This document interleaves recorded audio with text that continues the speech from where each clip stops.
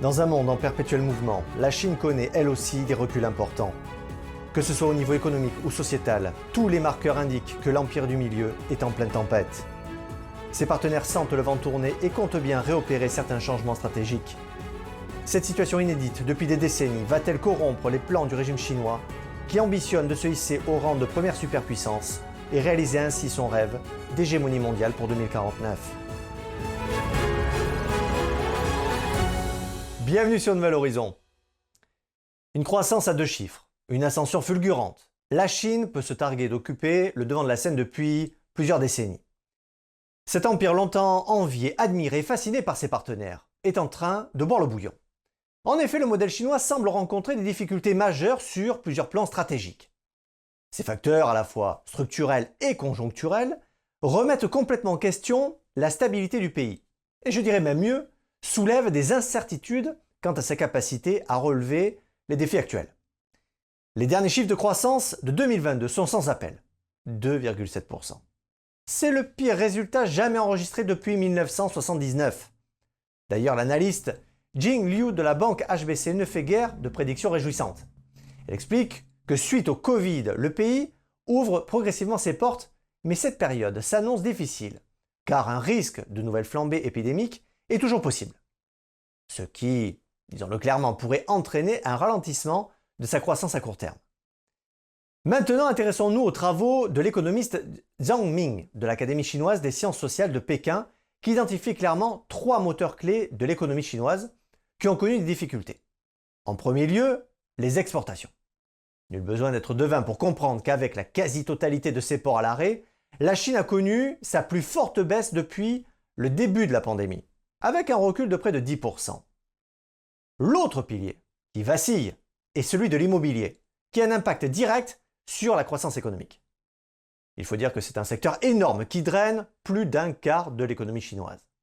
Alors oui, la construction a bien été stoppée avec la pandémie, mais est venue se rajouter les mesures prises en 2020 par le gouvernement pour réduire l'endettement.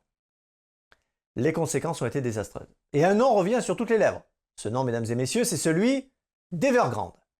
Evergrande, c'est LA principale entreprise immobilière chinoise qui connaît une énorme dette. Il faut rappeler que les ventes de biens immobiliers ont baissé dans de nombreuses villes et nombreux promoteurs luttent pour survivre aujourd'hui. Le dernier point peut paraître paradoxal dans un pays qui est toujours sous la coupe de la croissance, c'est celui du chômage. Difficile d'imaginer que cela puisse être possible et pourtant, le taux de chômage, selon les statistiques officielles en 2022 des jeunes de 16 à 24 ans, a atteint plus de 18%. Ce qui est quand même préoccupant, car il est largement supérieur aux chiffres de l'Europe, avec 13% et 8% pour les États-Unis. Cette situation délicate a des conséquences directes sur les ménages qui privilégient bien sûr l'épargne. Du coup, la consommation, elle, n'est pas stimulée et le début du cercle vicieux s'enclenche. Selon des informations fournies par Cyberspace, les sociétés Tencent et Alibaba seraient confrontées à des vagues de licenciements massifs. Mais disons-le franchement, ce genre de publicité, les grands groupes préfèrent rester très discrets sur le sujet. Entre l'été 2021 et mars 2022, près de 216 000 personnes auraient été licenciées dans le secteur de la technologie. À cela s'ajoutent d'autres obstacles conséquents. Nous venons de le voir, le chômage augmente, sauf qu'un facteur que l'on aurait pensé inimaginable il y a de cela encore 10 ans fait gravement défaut à la Chine. Ce défaut, c'est celui de sa population, qui est victime de la politique de l'enfant unique qui a créé un déséquilibre sans précédent entre les générations avec plus de personnes âgées et moins de jeunes pour travailler, et du coup financer les retraites. En conséquence, la baisse de population active entraîne une baisse de la croissance sur le long terme. Pour y remédier, le gouvernement chinois a fait machine arrière en autorisant les couples à avoir 2 enfants, voire même 3. Seul petit problème, les jeunes chinoises ne l'entendent pas ainsi et ont de nouvelles aspirations qui vont à l'encontre des volontés du régime. En effet, elles privilégient leur carrière et n'aspirent pas forcément à multiplier les grossesses. Ainsi, après une légère reprise des naissances en 2016, le taux de natalité a recommencé à chuter de plus de 10% depuis 2017. Avec une croissance économique ralentissante et le coût de la vie en augmentation, cela a découragé de nombreux Chinois à avoir davantage d'enfants. Cela peut paraître anodin, mais pour le gouvernement chinois, c'est loin d'être le cas. Imaginez bien que sa volonté d'hégémonie mondiale a besoin de socles solides, et une population jeune et suffisante est un de ces facteurs qui permettrait une telle réussite. Certains observateurs estiment que cela remet en question la suprématie chinoise perçue par les Américains et révèle une certaine faiblesse. De plus, la Chine doit également faire face à la concurrence de l'Inde, son grand rival régional, en matière de démographie. Malgré de nombreux facteurs structurels qui viennent faire tanguer le paquebot Chine, le pays s'appuie sur de solides atouts pour conforter ses ambitions de renaissance. Cela d'autant plus qu'au niveau politique, le président Xi Jinping s'est donné les moyens pour rester au pouvoir le plus longtemps possible. Ainsi, après avoir effectué 2 mandats constitutionnels, il s'est fait investir à la tête de la Chine avec des pouvoirs inégalés depuis Mao. En apparence, tout est fait pour montrer au monde entier que la Chine sous le règne de Xi Jinping est sûre de sa toute-puissance et qu'elle veut accéder prochainement au rang de première puissance mondiale. Soit. Et pour y parvenir, sur quel atout l'empire du milieu peut s'appuyer selon vous? Eh bien, sa puissance commerciale bien sûr, qui, rappelons-le, est la 2e puissance derrière les États-Unis. D'ailleurs, si on tient compte des données publiées en mars 2021 par le Bureau international des expositions d'importation de la Chine, cette dernière est devenue le premier partenaire commercial de plus de 120 pays et régions. De nos jours, il est très difficile, pour ne pas dire quasi impossible, de se passer de commercer avec la Chine. Et ça, le régime chinois le sait très bien. Vous pouvez prendre les États-Unis, l'Union européenne, le Japon, tous sans exception, commercent avec la Chine. Dans cette guerre commerciale, les partenaires se montrent de plus en plus prudents, à l'instar des États-Unis qui ont mis des mesures de découplage dans leurs relations. Le directeur de la CIA, William Burns, s'est engagé à réduire les risques des relations entre les États-Unis et la Chine, face à sa volonté de militariser la dépendance des autres pays. Voyons à ce propos un extrait de sa déclaration quant à la manière de gérer cette situation. La réponse à cette question n'est pas de se dissocier d'une économie comme celle de la Chine, ce qui serait insensé, mais de réduire les risques et de se diversifier en garantissant des chaînes d'approvisionnement résistantes, en protégeant notre avance technologique et en investissant dans notre capacité industrielle. D'autre part, penchons-nous sur une autre ombre au tableau de ces relations. Faisons tout d'abord un constat. La Chine reste très dépendante économiquement vis-à-vis de l'extérieur. C'est d'autant plus vrai que son économie est basée essentiellement sur des exportations, qui sont le plus souvent des exportations après intégration d'éléments étrangers. Or, ce que nous pouvons dire, c'est que le contexte économique est de plus en plus politisé. Il est plus compliqué de faire des affaires en Chine. Je m'explique. Vous avez peut-être lu ou vu que la nouvelle direction de Pékin voit le retour en grâce des entreprises d'État. Elle est d'ailleurs dans une dynamique d'élimination des grands capitalistes privés, en cassant des entreprises importantes et florissantes. Pour preuve, le rappel à l'ordre du patron d'Alibaba, Jack Ma. Parallèlement, il faut noter que l'interférence du gouvernement chinois dans les affaires, y compris sur les entreprises étrangères, irrite les dirigeants. Ainsi, un responsable explique que dans le cadre de son entreprise, il modifie la réglementation pour avoir encore un peu plus de contrôle. Ce même responsable déclare avoir reçu 200 inspections en une année. Un autre élément plus inquiétant sur cette intrusion politique est que le Parti communiste exige la présence d'un de ses membres au sein de ces entreprises. Une intrusion inacceptable pour certains responsables qui refusent. Cette politisation du milieu des affaires est sans doute l'une des raisons de la baisse sensible des investissements internationaux de certains grands groupes comme Apple ou Google. Elles ont délocalisé certains de leurs centres de production vers d'autres pays d'Asie, du Sud-Est ou le Mexique. Sauf que ça ne concerne pas que les entreprises américaines. De plus en plus d'entreprises européennes jettent l'éponge. Ainsi, 23% d'entre elles sont en train de réfléchir à transférer leur activité et leurs projets d'investissement hors de Chine. À ce propos, selon le sondage annuel de la Chambre de commerce de l'Union européenne, en Chine, 10% des entreprises interrogées envisagent de déplacer leur siège Asie en dehors de la Chine, ou l'ont peut-être déjà fait. C'est ce qu'a déclaré son président Jens Eskelund. Devant cette menace et d'un point de vue géostratégique, la Chine veut jouer une carte gagnante avec les pays émergents grâce aux BRICS. Les experts du monde entier jettent un œil attentif à cette affaire car cette alliance peut fortement peser dans la construction d'un nouvel ordre mondial rêvé par Xi Jinping. Regardons cela de plus près. Il faut savoir que ce projet regroupe le Brésil, la Russie, l'Inde, la Chine et l'Afrique du Sud. Cette alliance est en quelque sorte le contrepoids du G7 et compte bien décentrer l'axe très occidentalisé. Prenons 2 minutes pour comprendre l'enjeu qui se cache derrière les BRICS. On pourrait le résumer en 3 points. Tout d'abord, c'est un vaste marché économique, avec une population de plus de 3,2 milliards d'individus, soit plus de 4 fois celle des 7 pays du G7, qui comptent environ 773 millions d'habitants. Ensuite, chaque pays a connu une croissance insolente, soutenue par les 2 leaders du groupe, que sont la Chine et l'Inde. Et enfin, un niveau d'endettement par habitant moindre.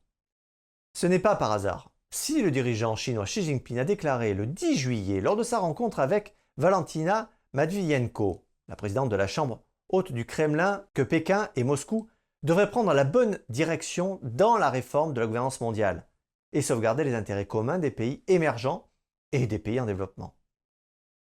Ajoutons que sur cet accord des BRICS subsiste un petit bémol. Ce petit bémol, c'est l'Inde, qui cherche de plus en plus à s'émanciper de son puissant voisin en multipliant les partenariats stratégiques avec d'autres pays, en particulier la France. D'ailleurs, la visite du président indien et sa présence au défilé du 14 juillet dernier n'est pas anodine.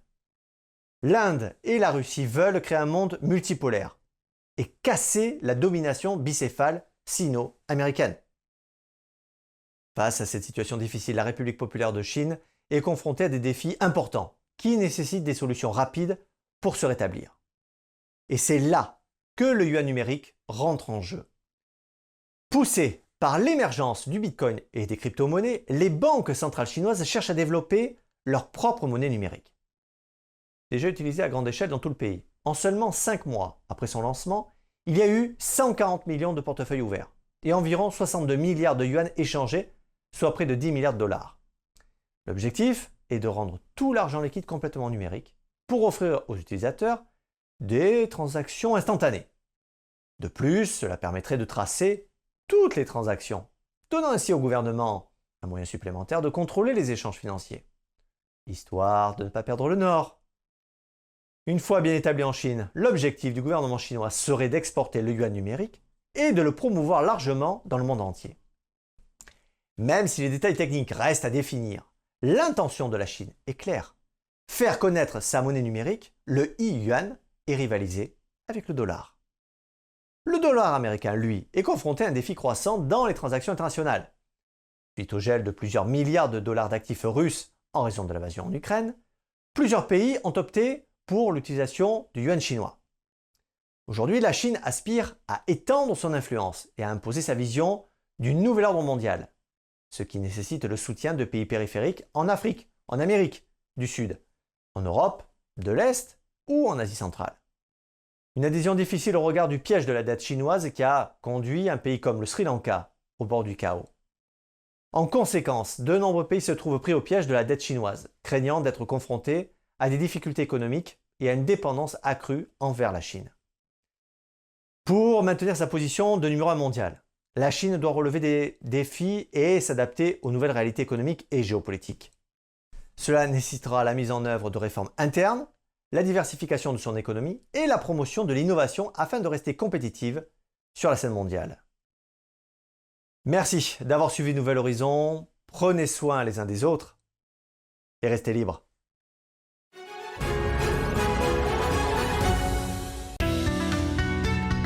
Le site de commerce électronique chinois Temu a vu sa popularité monter en flèche. Ses prix bas et sa livraison gratuite font qu'il est difficile d'y résister. Mais ces prix bas en valent-ils la peine ?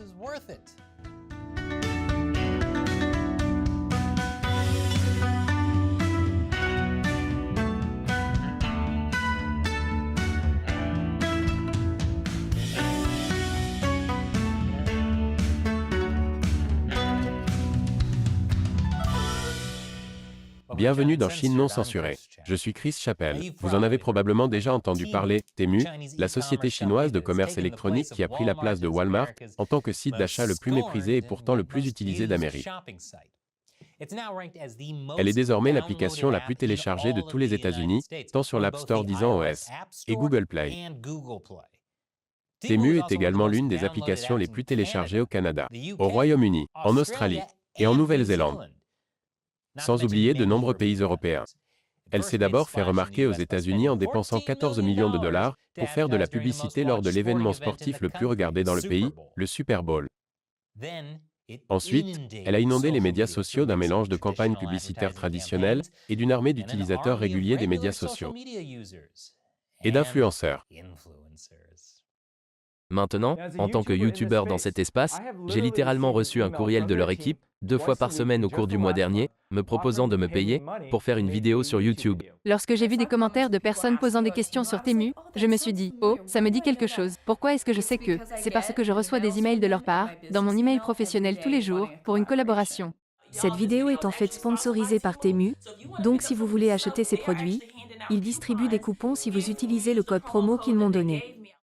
Et, je suis désolé de le dire, si vous ne recevez pas déjà des publicités pour ce produit sur YouTube, vous allez en recevoir maintenant. Temu est comme ce fantôme qui apparaît dans le miroir lorsque vous prononcez son nom 3 fois. Sauf qu'il vous suffit de regarder une vidéo qui mentionne Temu pour commencer à recevoir des publicités pour ce produit. Partout. Exemple concret, beaucoup d'entre vous ont signalé avoir reçu des publicités pour Temu pendant la vidéo que nous avons réalisée sur « Pourquoi vous ne pouvez pas rivaliser avec les entreprises chinoises ». C'est assez ironique, puisque cette vidéo exposait les pratiques commerciales douteuses de Temu. En parlant de cela, nous vous avons demandé dans cette vidéo si vous vouliez que nous fassions une autre vidéo spécifiquement sur Temu, et beaucoup d'entre vous ont répondu par l'affirmative, alors la voici. Comme nous l'avons déjà signalé, Temu est une société chinoise qui dépend de la société mère PDD Holdings, constituée aux îles Caïmans, mais jusqu'à cette année, elle était basée à Shanghai. Ce printemps, elle a changé son adresse auprès de la SEC pour Dublin, en Irlande, ce qui semble faire partie d'une campagne visant à minimiser les liens de Temu avec la Chine. PDD possède également Pinduoduo, une plateforme de commerce électronique similaire à Temu, mais destinée au marché chinois. Le siège de Pinduoduo se trouve toujours à Shanghai. Temu avait l'habitude d'annoncer son lien avec PDD Holdings dans sa section « Qui sommes-nous ?», en disant des choses comme « Temu tire parti du vaste et profond réseau de marchands, de partenaires logistiques et de l'écosystème établi de la société mère PDD Holdings ». Et, rien qu'en 2021, PDD Holdings a généré un chiffre d'affaires de 14,7 milliards de dollars. Mais depuis au moins avril, les mentions de sa société mère ont été supprimées du site. La section « Qui sommes-nous » de Temu indique simplement que Temu a été fondée à Boston en 2022. Ce qui est vrai, mais n'est pas tout à fait exact. Il est vrai que Temu, qui est en fait connu sur le papier sous le nom de Whalecoin, a son siège social américain à Boston. Mais si l'on consulte les petits caractères de son site web, Temu indique qu'elle est constituée dans le Delaware. Par ailleurs, la convention d'arbitrage stipule que toute plainte déposée contre l'entreprise devra respecter les lois de l'État de New York. D'accord. L'entreprise se trouve-t-elle dans le Massachusetts, le Delaware ou à New York? Nous avons trouvé une société Whalecoin enregistrée à New York, mais elle a été constituée en 1994, bien avant que PDD Holdings n'existe, sans parler de Temu.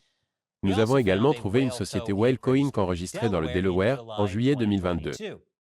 Et un enregistrement pour une Whaleco détenue par des étrangers dans le Massachusetts, qui mentionnait le président de Temu comme son président. La réponse est donc D. Tout ce qui précède.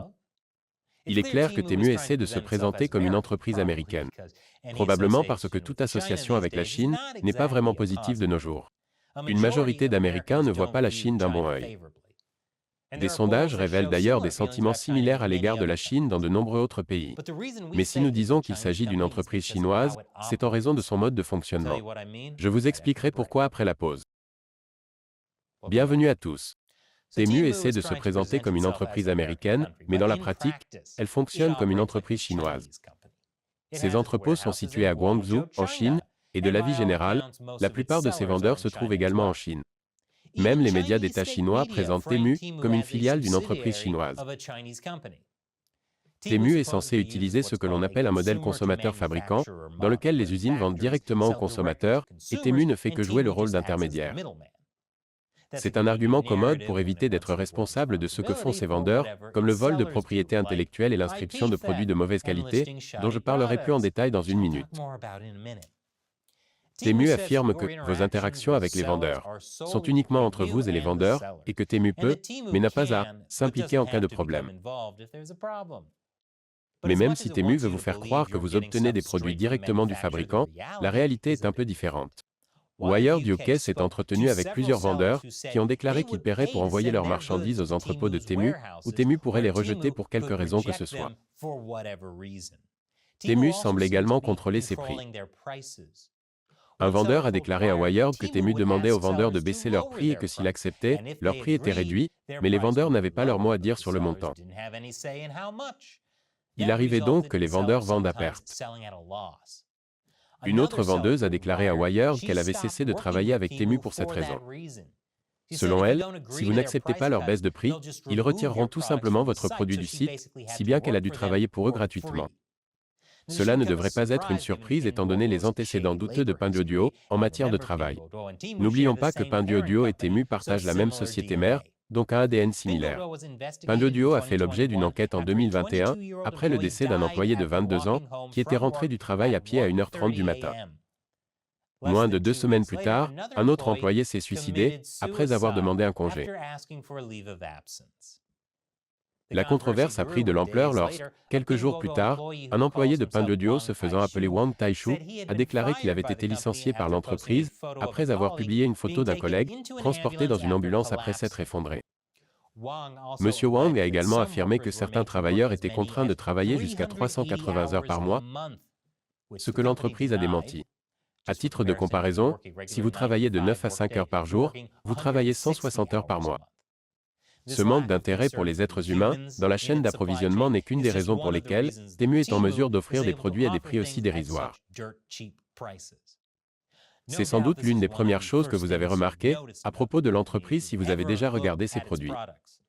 Elle propose par exemple des chaussures de course pour hommes à moins de 10 $, des microphones sans fil professionnels à moins de 5 $ et un ordinateur portable à moins de 200 $. De plus, les frais de port sont gratuits pour presque toutes les commandes.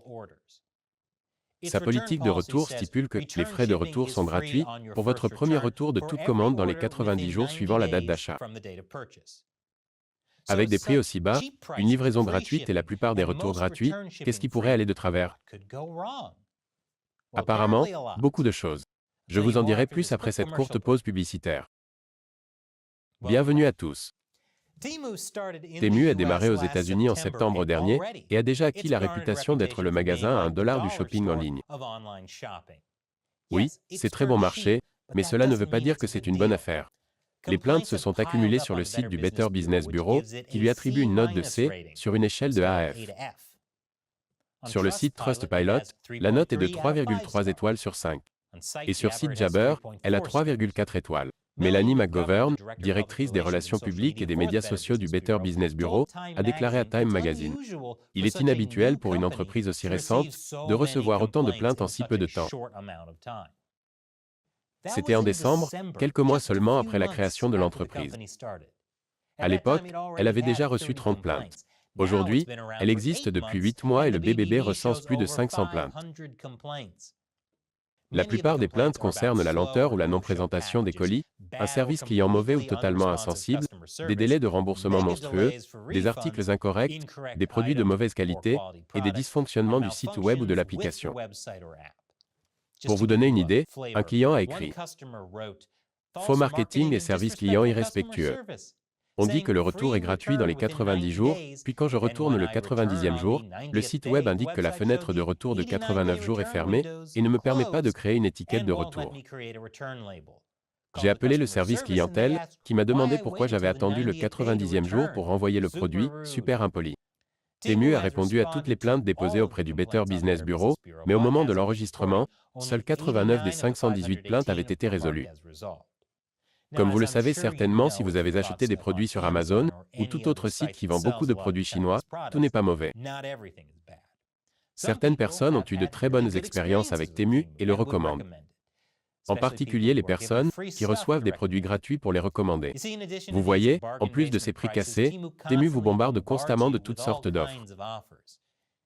Si vous avez vu des gens sur les médias sociaux vous demandant de cliquer sur leur lien de référence Temu, ils le font parce que Temu leur offre des choses gratuites en retour. Une fois que vous avez fait cela, vous pouvez l'envoyer à vos amis. Et une fois qu'ils l'auront accepté, vous obtiendrez automatiquement ce produit. Et le prix sera réduit à 0 avec plus d'amis que vous envoyez. Et devinez quoi? Ceux qui téléchargent l'application n'ont même pas besoin d'acheter quoi que ce soit. Tout ce qu'ils ont à faire, c'est de télécharger l'application et d'y entrer leurs informations. Alors oui, si les gens reçoivent leurs produits gratuitement, même s'ils ne sont pas de la meilleure qualité, ils ne se plaignent probablement pas. D'autant plus que les frais de port sont gratuits pour les commandes et les retours. Mais voilà, Temu agit de la sorte pour éliminer ses concurrents. Il prend un coût énorme à ses profits en espérant que vous fassiez le changement et que vous arrêtiez d'acheter chez ses concurrents. Si vous pensez que ces prix sont trop beaux pour être vrais, vous avez raison. Temu et ses vendeurs paient la note. Selon une analyse de Wired, le montant moyen que Temu perd sur chaque commande vers les États-Unis est d'environ $30. En d'autres termes, Temu perd des millions de dollars pour vous envoyer des chaussettes bon marché. Et elle peut le faire parce qu'elle n'est pas une simple start-up à court d'argent. Revenons à ce que Temu dit sur le site web de Temu à propos de sa société mère, PDD Holdings. Elle a eu un revenu net de 4,6 milliards de dollars en 2022. Donc, oui, même si, selon une estimation, Temu perd plus de 588 millions de dollars par an, elle peut probablement se permettre d'encaisser le coût. Au moins à court terme. L'autre raison pour laquelle Temu peut proposer des produits aussi bon marché aux États-Unis est qu'elle n'a pas à payer de droits d'importation. Elle exploite une faille dans la législation américaine qui stipule que les produits d'une valeur inférieure à 800 dollars ne sont pas soumis à des droits d'importation. De plus, les frais d'expédition sont inclus dans ces coûts, ce qui incite Temu à offrir des frais de port gratuits. Ce seuil est probablement la raison pour laquelle, même si Temu propose une grande variété de produits, vous ne verrez pas de choses très chères sur le site. Par exemple, si vous cherchez des réfrigérateurs, vous ne verrez que des réfrigérateurs de cette taille. Une recherche sur les canapés n'aboutit qu'à des accessoires pour canapés. Et si vous cherchez des bijoux en or, vous n'obtiendrez que des bijoux plaqués en or. Le Congrès a failli remédier à cette faille dans la loi America COMPETES Act de 2022.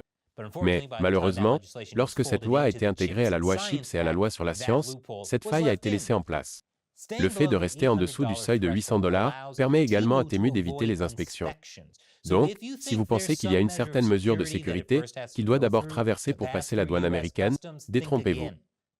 Une enquête menée par la Canadian Broadcasting Corporation a révélé qu'une veste pour enfants vendue par Shine, un concurrent de Temu, contenait 20 fois la limite de plomb autorisée dans les produits pour enfants au Canada. Les experts mettent en garde contre des problèmes similaires dans d'autres marques chinoises de fast fashion. Un grand nombre des pratiques mises en œuvre par Shine sont utilisées par Temu. Mais surtout, leurs chaînes d'approvisionnement sont toutes deux basées en Chine. Et nous savons à quel point les normes de sécurité chinoises sont élevées. L'autre raison pour laquelle les marques chinoises peuvent fabriquer des produits si bon marché est qu'elles ne se soucient pas des droits de propriété intellectuelle. Nous avons approfondi ce point dans notre vidéo sur Shine. Mais, en fait, les marques chinoises de fast fashion sont connues pour voler des modèles à d'autres endroits. Temu indique sur son site que les vendeurs indépendants sont tenus de s'assurer qu'ils disposent de tous les droits nécessaires sur leur contenu. En cas de violation de la propriété intellectuelle, il peut être difficile pour le détenteur des droits d'auteur d'obtenir justice. Il doit envoyer à Temu des documents prouvant que sa propriété intellectuelle a été volée, mais si Temu estime que vous avez fait une fausse déclaration, il précise que vous pouvez être tenu responsable des dommages. Si Temu est d'accord avec vous, elle retirera l'article et en informera le vendeur. Mais si le vendeur se défend et dépose une demande reconventionnelle, Temu dit qu'il rétablira l'article, à moins que le titulaire du droit d'auteur n'intente une action en justice à l'encontre du vendeur. Oh, et le détenteur des droits d'auteur n'a que 10 jours pour déposer une réclamation. Il est donc possible de lutter contre le vol de propriété intellectuelle sur Temu, mais les cartes sont nettement défavorables à ceux qui s'y essaient. Et après cette dernière pause publicitaire, Temu est-il en train de voler vos informations personnelles? Bienvenue. L'accès des applications chinoises aux données des utilisateurs a suscité beaucoup d'inquiétudes, surtout aux États-Unis. En effet, le Parti communiste chinois tente activement de subvertir l'Occident, et les données personnelles ne sont qu'un des fronts de cette guerre. Si vous n'êtes pas un dissident chinois, vous pensez peut-être que vous n'avez pas à vous inquiéter. Malheureusement, c'est probablement ce que pensaient la plupart des habitants de Hong Kong jusqu'à il y a quelques années. Dans un récent procès contre ByteDance, la société mère de TikTok, un ancien employé affirme que ByteDance a recueilli des informations sur les militants pour la démocratie de Hong Kong et leur réseau en 2018. Comme nous le savons tous, quelques années plus tard, le Parti communiste chinois a brutalement pris le contrôle de Hong Kong et a emprisonné de nombreux militants pour la démocratie.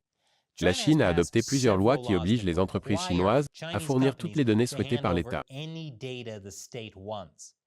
Et ce n'est pas comme en Occident, où l'on peut s'opposer à une injonction gouvernementale devant un tribunal. En Chine, si vous ne vous conformez pas à un ordre du gouvernement, le PCC fermera tout simplement votre entreprise. C'est l'une des raisons pour lesquelles les États-Unis envisagent d'interdire TikTok. Des applications comme Temu, qui recueillent des données sensibles sur les utilisateurs, présentent également des risques similaires. Bien que Temu ne soit pas basé en Chine, une grande partie de son activité s'y déroule. Et s'il s'agit d'une entreprise chinoise, elle sera forcément sous la coupe du Parti communiste chinois. En fait, l'État du Montana l'a déjà interdit sur les appareils gouvernementaux pour cette raison. Pinduoduo, la société sœur de Temu, a récemment été retirée de la boutique d'applications de Google pour avoir hébergé des logiciels malveillants qui lui permettaient d'espionner ses utilisateurs. Selon des sources qui ont parlé à CNN, l'équipe qui travaillait sur ce programme malveillant a été dissoute. Mais au lieu d'être licenciée, la plupart des membres de l'équipe ont été transférés à Temu. Quant à la menace des logiciels malveillants, elle existe toujours. Un expert en cybersécurité a déclaré à CNN que, bien que les codes d'exploitation aient été supprimés, le code sous-jacent était toujours là et pouvait être réactivé pour mener des attaques. À l'heure actuelle, nous n'avons trouvé aucune preuve que Temu ait fait quoi que ce soit de ce genre. Mais il recueille de nombreuses données sur les utilisateurs. Et il ne se contente pas de pousser agressivement au téléchargement de son application, il vous demande constamment de vous connecter à un compte pour utiliser son site web. Ce que nous avons trouvé de plus louche, c'est qu'un grand nombre de personnes ont signalé des frais frauduleux sur leur compte après avoir acheté chez Temu. Voici tout un fil de discussion sur Reddit à ce sujet. En effectuant une recherche sur Temu sur Facebook, nous avons également trouvé un grand nombre de plaintes de fraude similaires. Bien qu'il puisse s'agir simplement d'une mauvaise sécurité des données, après ce qu'a fait Pinduoduo, je n'exclurai pas que Temu soit d'une manière ou d'une autre directement impliqué. Il n'est pas rassurant non plus que les conditions de service de Temu stipulent que, en vertu d'aucune théorie juridique, les parties Temu ne peuvent être tenues responsables de dommages, y compris les dommages pour la perte de données. Peut-être s'agit-il simplement d'un langage juridique standard visant à protéger l'entreprise de toute responsabilité. Mais étant donné qu'il s'agit d'une société chinoise, cela prend une signification beaucoup plus sinistre. Si je ne vous ai pas encore convaincu que faire des achats sur Temu est une mauvaise idée, voici un autre élément. Temu et d'autres marques chinoises de fast fashion qui exploitent les failles des importations américaines ne s'inquiètent pas vraiment de respecter les lois américaines. La commission d'enquête américaine sur le Parti communiste chinois a découvert que Temu bafouait la loi sur la prévention du travail forcé des Ouïghours et l'a même admis. Cette loi a été adoptée en 2021 pour empêcher la vente aux États-Unis de produits fabriqués avec le travail forcé des Ouïghours de la province du Xinjiang. Selon les conclusions de la commission spéciale, Temu a admis qu'elle n'interdit pas expressément aux vendeurs tiers de vendre des produits sur la base de leur origine dans la région autonome du Xinjiang. Ainsi, si vous pouvez vous procurer 5 paires de chaussettes pour moins de $3, sachez qu'elles pourraient avoir été fabriquées avec du sang, de la sueur et des larmes d'Ouïghours. Quelle est votre expérience avec Temu? Faites-nous en part dans les commentaires ci-dessous. Et n'oubliez pas que la chaîne Chine non censurée peut continuer à réaliser des vidéos de ce type grâce à des internautes comme vous. Visitez patreon.com/ChinaUncensored pour contribuer au site de financement participatif Patreon. Ou rendez-vous sur chinauncensored.locals.com pour nous rejoindre sur le site exclusif de médias sociaux Locals. Nous comptons sur votre soutien pour continuer à produire de bons épisodes. Encore une fois, je suis Chris Chappell. À la prochaine fois.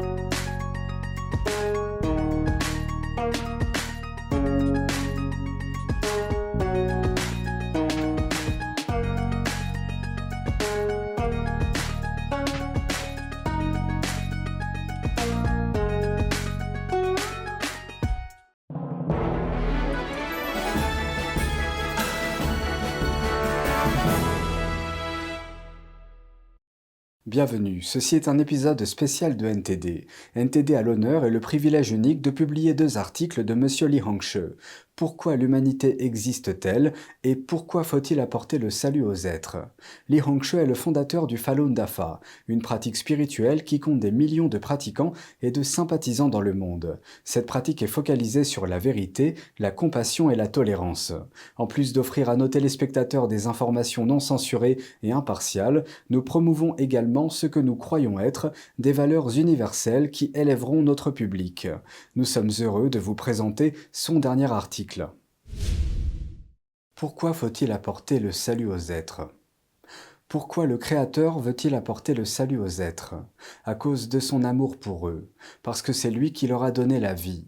En cette phase finale de la fin du cycle du corps céleste de formation, stabilité, dégénérescence, destruction, le Créateur a utilisé 200 millions d'années pour créer les 3 mondes, pour planifier les différentes formes et occasions d'affinité afin que les êtres soient sauvés. En même temps, il a posé les bases de la culture, des pensées et des comportements de l'humanité. De plus, il a utilisé son corps divin pour réduire et résoudre le karma des péchés des êtres. Il a tout donné de lui pour sauver les êtres, pour que les hommes puissent atteindre les exigences des divinités au moment du commencement du salut des êtres, à la phase finale de la fin. Au cours de ces 200 millions d'années, le Créateur s'est réincarné dans ce monde d'innombrables fois en se démultipliant, pour jeter les bases de la culture humaine et veiller sur la moralité de l'humanité. Au cours des âges dans l'histoire, les êtres se sont réincarnés maintes et maintes fois, cycle après cycle, passant des dizaines de millions d'années à attendre. Au fur et à mesure, le corps véritable de l'être pour la plupart des gens dans ce monde, y compris toutes les ethnies, a eu toutes sortes de liens familiaux avec le Créateur. Ce qui fait que le Créateur a encore plus d'amour pour les gens de ce monde, ces gens. Avec l'arrivée de la phase finale de la fin, afin que la tâche d'apporter le salut soit encore mieux accomplie, si les êtres n'ont pas ce genre de lien avec le Créateur, il leur sera impossible de devenir un être humain à ce moment-là. Arrivés à ce moment, les corps véritables des gens de ce monde sont déjà tous devenus les siens, même les divinités auxquelles croient les gens de ce monde. Ces gens qui se sont réincarnés en hommes pour servir à enseigner le Fa ou le Tao appartiennent tous également au Créateur. L'objectif est que les divinités utilisent le corps humain afin de préparer une culture divine, pour qu'au moment final, le Créateur apporte le salut aux gens de ce monde. Les différentes religions orthodoxes qui restent existent également pour préserver la moralité humaine, en attendant le salut final apporté par le Créateur. Quant au Créateur, il a le droit d'aimer ces gens. Son amour sera encore plus grand pour ceux qu'il estime dignes d'amour. C'est son droit. Personne n'a le droit d'interférer. C'est la grâce suprême qu'il accorde aux êtres. Le Créateur est le Seigneur de toutes les divinités du corps céleste.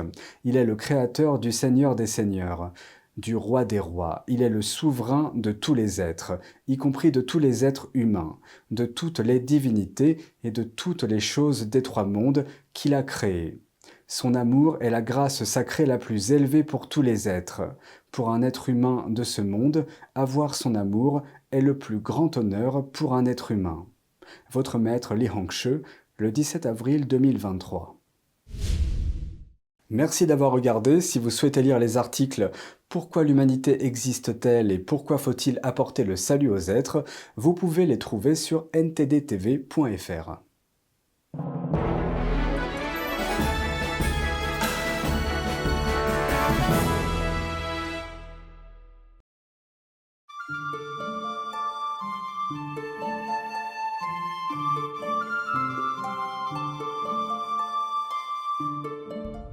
Vers les années -770 à -221 avant Jésus-Christ, entre la période Chunqiu et celle des royaumes combattants, les pays Wu et Yue au sud de la Chine étaient des lieux célèbres de production d'épées. Cette fois, nous allons vous raconter une histoire liée à cette dernière. Qizha, le plus jeune fils du roi de Wu, a toujours été connu pour sa vertu. Le roi de Wu l'a beaucoup apprécié et l'a envoyé au royaume de Lu, Qi, Zheng, Wei, Jing, ainsi que dans d'autres grands pays. Un jour, sur son chemin vers Ting, Tija est passé par l'état de Shu. Il portait son épée sur lui pour saluer le roi. Lorsque ce dernier a vu l'épée, il l'a tout de suite trouvée fort intéressante.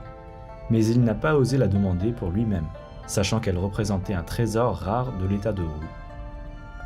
À cette époque, porter une épée était un marqueur social. Tija a pensé « Je dois encore aller dans l'état de Ting en tant qu'envoyé, donc je ne peux pas rester sans épée. Quand je reviendrai, je l'offrirai au roi de Shu, puisqu'il aime tant. » Cependant, quand Tija est revenu une fois sa mission terminée, le roi de Shu était déjà mort. Tija a voulu offrir l'épée à son successeur. Son entourage l'en a empêché, disant que cela était inutile puisque le roi était mort et que l'épée était trop précieuse. Alors, Tija a prononcé ces paroles. Bien que l'ancien roi de l'état de Shu n'ait rien demandé, dans son cœur, il aimait beaucoup cette épée, je le sais. Je me suis dit que j'allais lui offrir quand je serai de retour. C'est une promesse que j'ai faite à moi-même. Si je gardais simplement l'épée parce que l'ancien roi est mort, cela équivaudrait à tromper ma propre conscience. Et un homme droit ne ferait pas une telle chose. Le nouveau roi qui succédait à l'ancien a dit « Sans les dernières volontés de feu le roi, je n'ose accepter cette précieuse épée. » Ainsi, avant de partir, Tija a décidé de laisser son épée en l'accrochant à un arbre à côté du tombeau de l'ancien roi.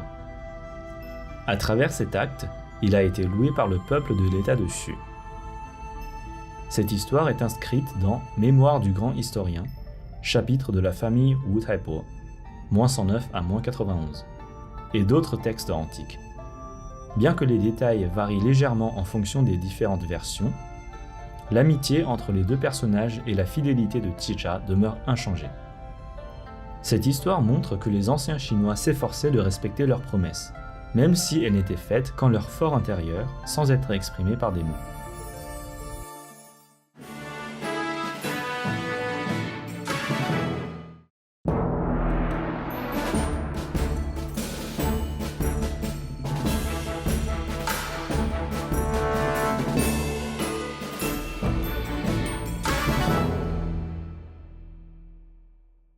Le sanctuaire de Notre-Dame de Fatima est un grand centre de pèlerinage marial catholique situé à Cova da Iria dans la ville de Fatima au Portugal.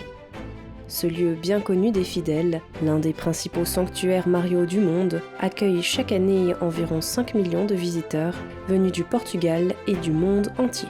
Lors des célébrations les plus importantes, le 13 mai et le 13 octobre, la foule approche le million de pèlerins venus commémorer un événement qui a bouleversé le monde de la chrétienté au cours de l'année 1917.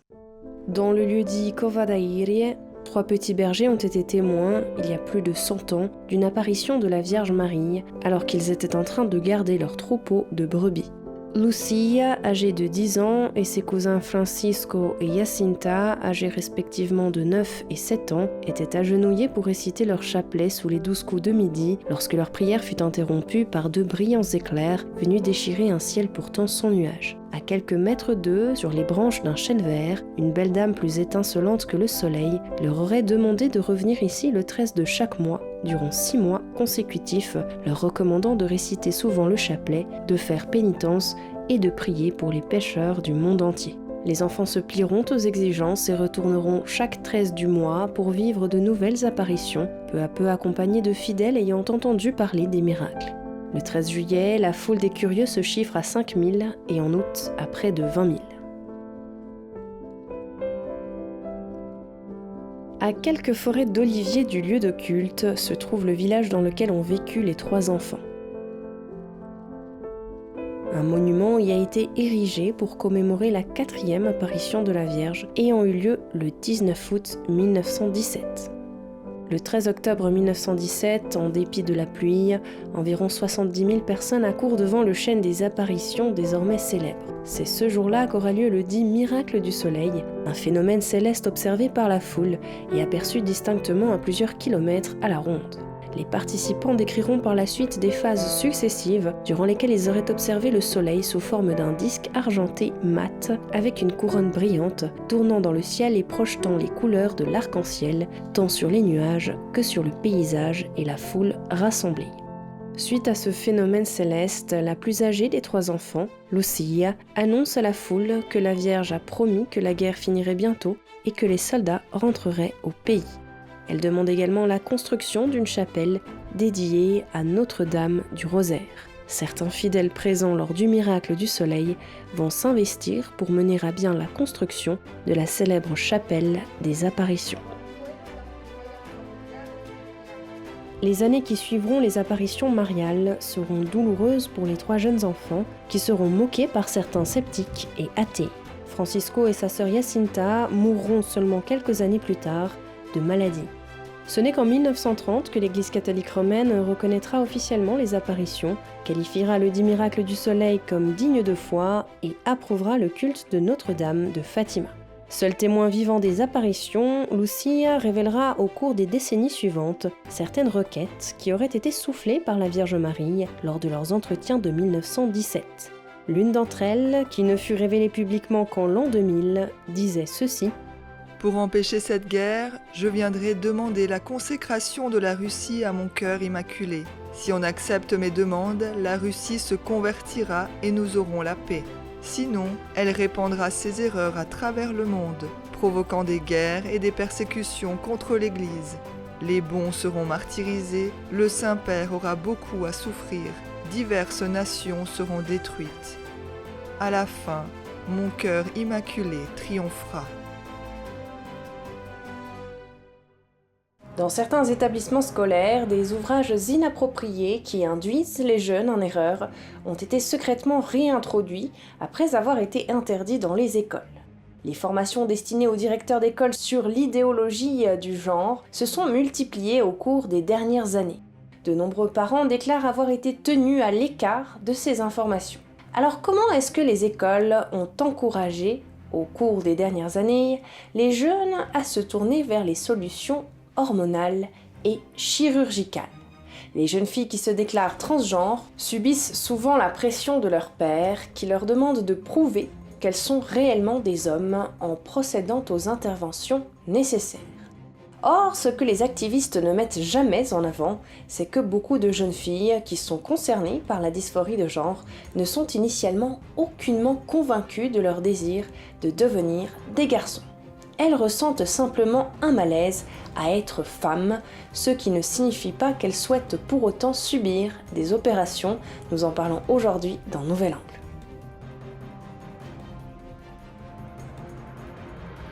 Bonjour à tous et bienvenue dans Nouvel Angle, je suis Laetitia Rodriguez.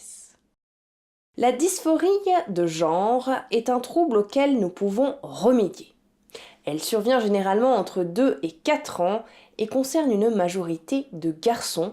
Historiquement, 0,01% de la population est touchée par ce sentiment de détresse intense et une moyenne de 70% des cas de dysphorie de genre peuvent être résolus dès l'enfance. Si ce trouble persiste à l'âge adulte, eh bien il est possible d'y remédier par la prise d'hormones et par la chirurgie. Mais ces 2 solutions ne sont que des solutions parmi d'autres. Au cours des 10 dernières années, notre société a fait face à un phénomène surprenant, jamais vu auparavant. De nombreux adolescents et adolescentes qui ne présentaient aucun antécédent de dysphorie de genre ont soudainement commencé en groupe à affirmer qu'ils étaient transgenres et à se tourner vers les hormones et la chirurgie. En l'espace de quelques années, les cas ont rapidement augmenté. D'après Abigail Schreier, l'auteur du livre Irreversible Damage, The Transgender Craze Seducing Our Daughters, ce phénomène est une hystérie contemporaine, similaire aux autodiagnostics de boulimie ou d'anorexie, qui cachent souvent des problèmes de santé mentale sérieux, comme la dépression ou l'anxiété, et qui sont souvent accompagnés de scarification ou de tentatives de suicide. Abigail Schreier explique que ce phénomène a été engendré et renforcé par une culture qui rétrograde les femmes et qui encourage un parcours biologiquement dangereux plutôt que de traiter le problème à la racine. Ce phénomène sociétal a pour vecteur les milieux scolaires et il conduit au déchirement de nombreuses familles qui ne savent plus comment faire face à la pression que les établissements exercent sur eux. Dans son livre, Abigail Schreier, qui écrit également pour le Wall Street Journal, présente le récit de plusieurs familles et montre comment les écoles parviennent à tenir les parents à l'écart des décisions importantes qu'ils pourraient prendre pour aider leur enfant. Abigail Schreier explique comment, dans certains établissements scolaires, des ouvrages inappropriés qui induisent les jeunes en erreur ont été secrètement réintroduits après avoir été interdits dans les écoles. Les formations destinées aux directeurs d'école sur l'idéologie du genre se sont multipliées au cours des dernières années. De nombreux parents déclarent avoir été tenus à l'écart de ces informations. Nous citons Madame Schreier, « Il y a tellement de choses qui se jouent malheureusement parmi nos éducateurs, avec la direction et l'encouragement des militants. Alors comment est-ce que les écoles ont encouragé au cours des dernières années les jeunes à se tourner vers les solutions hormonales et chirurgicales ? Eh bien, ils ont fait cela en réduisant les femmes à des stéréotypes. Abigail Schreier explique « Si tu n'aimes pas le rose, tu es non conforme au genre. Si tu aimes les maths, tu es non conforme au genre. Si tu excelles en sport, tu es non conforme au genre. » Ils enferment les jeunes filles dans les plus petits espaces d'acceptabilité. C'est vraiment l'une des idéologies les plus cruelles et les plus anti-féminines que j'ai vues de ma vie. Dans les écoles, les femmes qui sont célébrées sont principalement celles qui, au cours de l'histoire, ont osé être non conformes au genre. Les femmes qui se sont comportées en femmes sont tenues à l'écart. Chez les jeunes, il est de plus en plus courant d'entendre que les lesbiennes ne sont rien d'autre que des filles masculines qui ne parviennent pas à admettre qu'elles sont en réalité des garçons. Ainsi, lorsque ces filles homosexuelles sont victimes de rejet de la part des jeunes de leur âge, elles ont tendance à se raccrocher au groupe minoritaire des LGBT qui leur confie alors un statut de victime, un statut qui vient confirmer celui qu'elles ont dû endosser à cause de leurs différences. Cette situation lui apporte du réconfort puisque la jeune fille appartient désormais à un groupe qui célèbre sa différence. C'est l'une des théories qui permettrait d'expliquer pourquoi 40 à 50% des étudiants d'un campus déclarent être LGBT, alors qu'historiquement, ce groupe démographique représentait seulement 10% de la population. Les médias sociaux poussent toujours plus à l'activisme transgenre. Des militants en ligne poussent les adolescentes en souffrance à reconnaître en elles une prétendue dysphorie de genre et à la proclamer. Elles sont éduquées de façon à penser que si elles menacent leur entourage de se suicider, eh bien elles ont de fortes chances d'obtenir le soutien de leur école, de leur thérapeute et de leurs parents. La souffrance intérieure de ces jeunes filles n'est ainsi jamais résolue à la racine, mais le problème est déplacé. D'après les théories issues de l'activisme transgenre, la souffrance a été causée par la société américaine qui brime et qui oppresse, par la société qui ne permet pas à la jeune fille de devenir ce qu'elle a toujours été. Les militants sont clairs, si une jeune fille de 12 ans se déclare transsexuelle, eh bien sa parole est d'or, elle ne peut absolument pas être remise en question. Les milieux scolaires doivent impérativement se soumettre à cette envie intérieure, ils doivent s'y conformer. Le nouveau nom choisi par la jeune fille doit être accepté sans délai. Les thérapeutes scolaires ne doivent pas attendre une minute avant de confirmer l'autodiagnostic et les parents, s'ils veulent éviter le suicide de leur enfant, doivent à tout prix accepter leur nouveau fils. Les thérapeutes qui tentent de traiter le problème avec rationalité, avec calme, qui essaient de chercher avec l'enfant si le problème peut provenir éventuellement d'un traumatisme passé, ces thérapeutes vont être accusés d'être de dangereux conservateurs qui pratiquent la thérapie de conversion et il y a de fortes chances qu'ils perdent leur licence. Au contraire, les thérapeutes militants, ceux qui s'empressent d'orienter la jeune fille vers ce qu'elle a toujours été au fond d'elle-même sans le savoir, sont vus comme de bons thérapeutes qui permettent la libération de l'humanité. Concrètement, que font les écoles américaines pour sauver les jeunes filles de leurs troubles intérieurs ? Eh bien, elles conseillent aux parents de fournir très rapidement des inhibiteurs de puberté à leur enfant. Ces médicaments sont considérés comme bénins et ils permettent de faire gagner du temps à la famille. Il s'agit en réalité de castrateurs chimiques qui imitent les effets d'une tumeur hypophysaire. Le développement neurologique et la croissance physique sont alors ralentis. Il y a une chose cependant qui n'est jamais communiquée aux parents de ces jeunes. C'est qu'une moyenne de 100% des enfants qui prennent des inhibiteurs de puberté décideront, à terme, de prendre des hormones transsexuelles. La question à se poser est la suivante. Les milieux scolaires sont-ils simplement des environnements qui soutiennent les enfants et qui respectent leurs droits ? Ou ces milieux subissent-ils une pression de la part de groupes progressistes actuels? Sur les réseaux sociaux, de nombreux influenceurs transgenres encouragent avec nonchalance les jeunes à essayer les hormones sexuelles. J'ai interviewé beaucoup d'influenceurs transgenres, des personnes d'une vingtaine d'années en général, qui influencent et encouragent la transition chez les jeunes de manière très efficace et très agressive. J'en suis venue à avoir plus de sympathie pour eux, parce que j'ai vu à quel point certains de ces jeunes étaient perdus, bien intentionnés, mais perdus. Si les parents ne procurent pas aux jeunes filles des hormones, les écoles le feront parfois de façon secrète, au sein même du campus. Ce qui est souvent passé sous silence, c'est que ces médicaments peuvent causer des dommages graves à la santé des jeunes. Les bloqueurs de poitrine peuvent engendrer des difficultés respiratoires et des lésions tissulaires. La prise de testostérone a des effets permanents. La voix qui change, la croissance des poils, etc. La testostérone a également pour effet initial de réduire l'anxiété et la dépression, qui sont souvent les raisons fondamentales pour lesquelles ces jeunes filles commencent à chercher des solutions sur les réseaux sociaux et qu'elles décident d'essayer ces hormones. L'euphorie ressentie lors de la prise du traitement finit par convaincre les jeunes filles qu'elles sont sur la bonne voie. Par la suite, certaines jeunes filles vont initier des interventions chirurgicales risquées. Des interventions qui vont se multiplier et qui, comme la double mastectomie, nécessitent l'intervention des meilleurs chirurgiens. Madame Schreier fait savoir que de nombreux adultes transgenres l'ont contactée et que ce sont des personnes merveilleuses et qu'elles lui ont dit qu'elles étaient d'accord avec elle. Ces adultes transgenres sont bien souvent réduits au silence car les médias grand public ignorent totalement leur histoire et ils privilégient par exemple les récits qui mettent en évidence les différences de genre qui concernent des enfants en bas âge. La dysphorie de genre, je le rappelle, ne concerne historiquement que 0,01% de la population. Lorsque le livre d'Abigail Schreier a été publié, Amazon a refusé d'en faire la publicité, préférant diffuser des histoires qui mettent en avant le succès de transition chez certaines adolescentes. Cela n'a pas empêché cependant le livre Irreversible Damage de devenir le livre LGBT le plus vendu.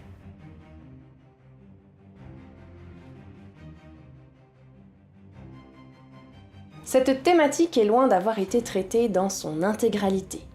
Dans la barre d'informations, vous trouverez un lien qui renvoie à un article de The Epoch Times plus complet qui finit par nous convaincre d'une seule chose: la question transgenre ne devrait jamais être une question politique ou une question liée à un quelconque militantisme, et il en va du maintien de nos sociétés.